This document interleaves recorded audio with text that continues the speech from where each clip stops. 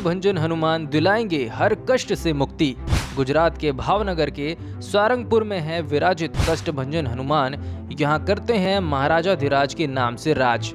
सोने के सिंहासन पर विराज कर करते हैं भक्तों की मनोकामना पूरी। बजरंगबली के दर पर आकर भक्तों का हो जाता है बेड़ा पार। बात बुरी नजर की हो या शनि के प्रकोप से मिलती है मुक्ति। प्रधानमंत्री का गृह राज्य गुजरात, जहां भावनगर के सारंगपुर में विराजते हैं कष्टभंजन हनुमान। यहां वो करते हैं महाराजाधिराज के नाम से राज।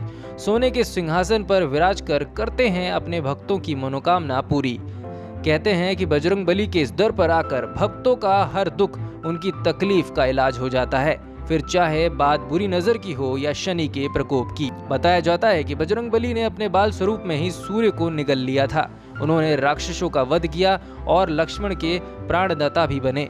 साथ ही समय समय पर देवी देवताओं को अनेक संकटों से निकाला। जिस तरह सभी भगवानों के कष्ट हरे, उसी तरह इस धाम में अपने भक्तों के सभी कष्ट हर लेते हैं। इसीलिए उन्हें कष्टभंजन हनुमान कहा जाता है। हनुमान के इस दर पर आते ही भक्तों का हर कष्ट दूर हो जाता है। यहाँ आकर उनकी हर मनोकामना पूरी हो जाती है। विशाल और भव्य किले की तरह बने एक भवन के बीचों बीच कष्टभंजन का अति सुंदर और चमत्कारी मंदिर है। केसरी नंदन के भव्य मंदिर में से एक कष्टभंजन हनुमान मंदिर भी है। गुजरात के अहमदाबाद से भावनगर की ओर जाते हुए करीब 175 किलोमीटर की दूरी पर कष्टभंजन हनुमान का दिव्य धाम है। इसी राज दरबार की तरह सजे इस सुंदर मंदिर के विशाल और भव्य मंडप के बीच 45 किलो सोना और 95 किलो चांदी से बने एक सुंदर सिंहासन पर हनुमान जी विराजते हैं। उनके शीश पर हीरो जवाहरात का मुकुट है और पास ही एक सोने की गदा भी रखी हुई है। संकट मोचन के चारों ओर प्रिय वानर सेना को देखा जा सकता है और उनके पैरों पर शनिदेव महाराज भी विराजमान है, जो संकट मोचन के इस रूप को खास बना देती है। भगवान हनुमान के इस रूप में भक्तों की अटूट आस्था है और वे यहाँ पर दूर दूर से खिंचे चले आते हैं। मान्यता है कि पवन पुत्र का स्वर्ण आभूषणों से लदा हुआ ऐसा भव्य रूप और कहीं देखने को नहीं मिलता। हनुमान लला की यह प्रतिमा अत्यंत ही प्राचीन है, तो इस रूप में अंजनी पुत्र की शक्ति सबसे निराली है। इसीलिए कष्टभंजन नाम से इनको जाना जाता है। हनुमान के इस मंदिर में 2 बार आरती होती है। पहली आरती सुबह 5:30 बजे होती है। आरती से पहले पवन पुत्र का रात्रि श्रृंगार उतार दिया जाता है।